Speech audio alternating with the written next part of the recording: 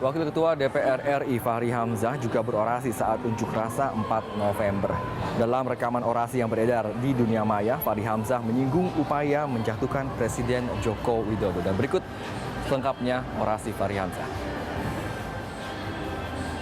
Para guru kita, para masyaikh, para habaib, para ustadz, para tokoh yang hadir pada hari ini, jemaah sekalian yang datang dari seluruh Indonesia berupa perwakilan-perwakilan yang seperti disebut Pak Fadli tadi, menggunakan dananya sendiri untuk datang ke titik ini, menyatakan aspirasinya kepada Presiden Republik Indonesia dan tidak kepada yang lainnya. Pertama, kami berterima kasih karena diundang sebagai pimpinan DPR menerima Habib Rizik dan seluruh ulama yang datang, dan kami berjanji untuk datang. Dan sekarang kami penuhi janji itu. Dari Masjid Istiqlal sholat Jumat sampai di sini, kami memperkirakan seperti kata Pak Amin Rais, inilah parlemen jalanan terbesar dalam sejarah Republik Indonesia.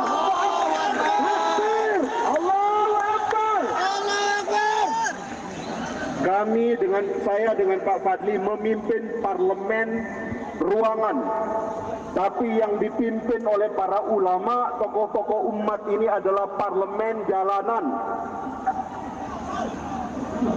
Di Indonesia itu ada dua realitas penting. Yang pertama yang kita sebut sebagai umat.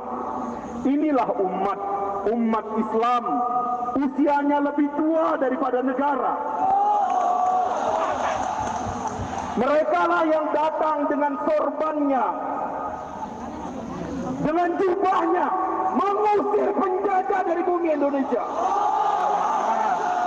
Lalu tiba-tiba sekarang sorban dan jubahnya mau dihina.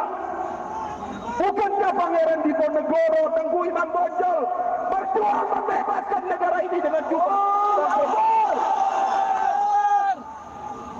Umatlah yang berjuang mengusir penjajah dengan takbir, seperti yang dilakukan oleh Bung Tomo. Tiba-tiba sekarang takbir mau dikriminalisasi, orang bertakbir mau dianggap teroris. Umat usianya lebih tua daripada negara. Takbir. Dan sekarang umat menguasai ruang parlemen jalanan ini. Saudara Presiden Jokowi telah melanggar berkali-kali.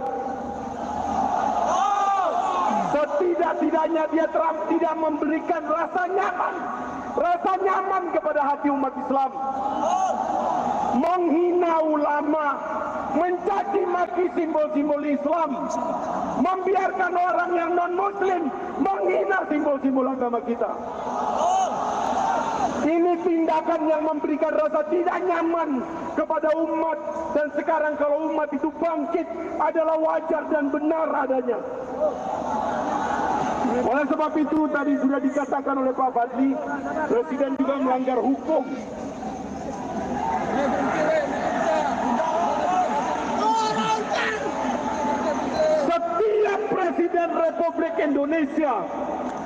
Setiap Presiden Republik Indonesia ketika disumpah menjadi pemimpin kita, dia disumpah untuk setia kepada hukum dan setia kepada konstitusi negara. Pasal 27 Undang-Undang Dasar 45, segala warga negara bersamaan kedudukannya di depan hukum dan pemerintahan, dan wajib menjunjung tinggi hukum dan pemerintahan itu dengan tanpa ada kecualinya. Kenapa kalau tiba kepada saudara Ahok hukum menjadi tumpul? Jelas dia menerima uang sebagai gubernur incumbent. Jelas dia membuang aset sumber waras. Ada temuan kerugian negara oleh BPK.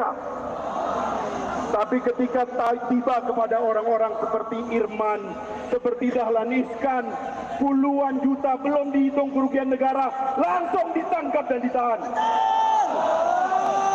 Perasaan tidak nyaman ini sekarang terusik.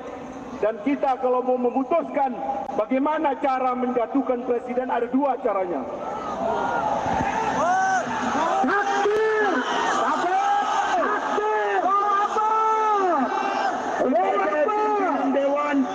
Sebagai pimpinan Dewan, saya akan memberitahu cara yang legal. Ya, ini bukan jalan revolusi.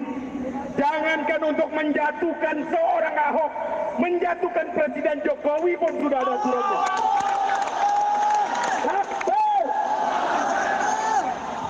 Seorang presiden ketika terbukti melanggar konstitusi, dia langsung bisa kita galang hak menyatakan pendapat bahwa presiden telah melakukan tindakan tercela, melanggar konstitusi.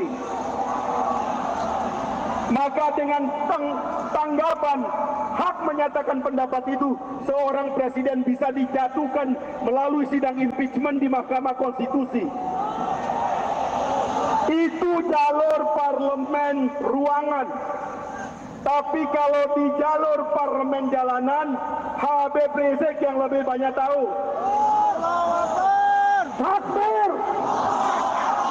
Tetapi parlemen jalanan dan parlemen ruangan adalah dua ruang yang tersambung.